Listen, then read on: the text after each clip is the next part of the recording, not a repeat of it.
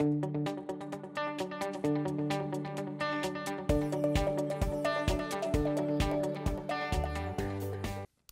my name is Mike Foley. I work in the vSphere Tech Marketing team.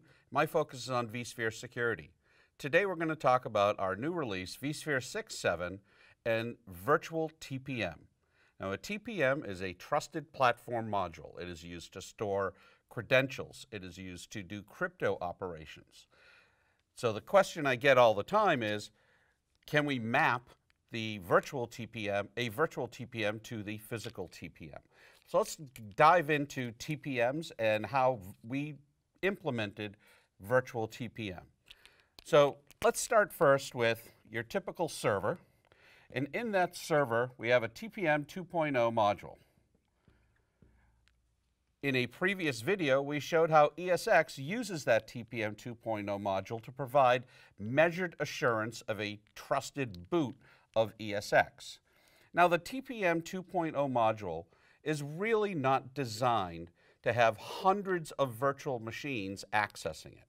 Number one, it's a serial device. It's very, very slow. Sometimes the crypto operations can be done measured in multiples of seconds, upwards of 10 or 11 seconds in some cases. The other thing is that the storage on a TPM is measured in kilobytes, very, very tiny. So if you think of the scenario where you have hundreds of virtual machines, you're just not going to be able to map to that serial device. And then when you think about, okay, what if I have another ESX host and I want to move that virtual machine, how do I get all the credentials out of that physical TPM and into another physical TPM? It's really, really complex and honestly just not worth the hassle. So what we've done is by providing a trusted boot, we then create a virtual TPM. So within a TPM is a digital certificate.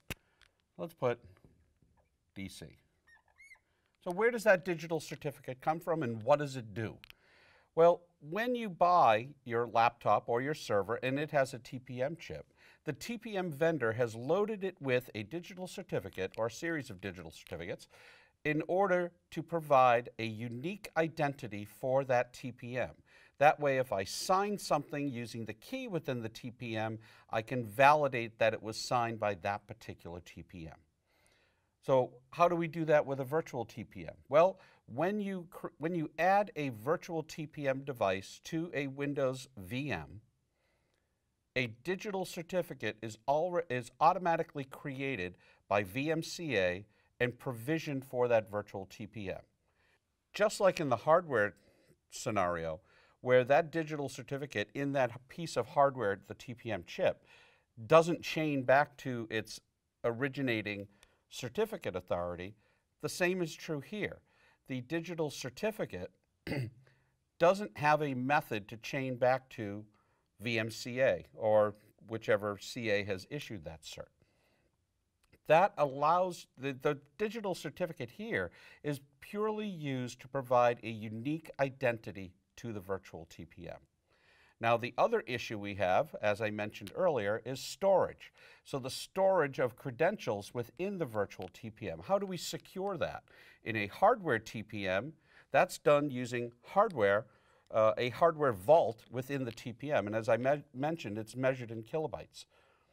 Within the vTPM, what we've done is we've mapped that storage to the NVRAM file that is part of all of the virtual machine files living on a data store. Then we encrypt that NVRAM file with VM encryption.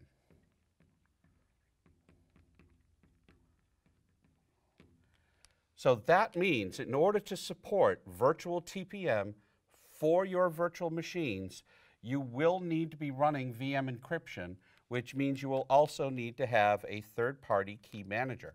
We have a number of third-party key managers that are supported. You can check those out on the HCL. So the key thing to remember here is a virtual TPM lives with that virtual machine. If I move that virtual machine from one host to another, the virtual TPM encrypted is also moved with that host.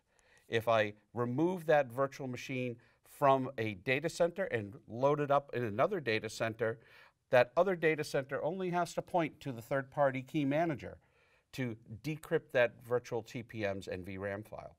I hope this helps clarify how virtual TPMs provide better support for Windows 10 and Windows 2016. Thank you. Okay, so you've just gotten a lot of information on vSphere 6.7. There's even more information at blogs.vmware.com/vSphere and also vSpherecentral.vmware.com.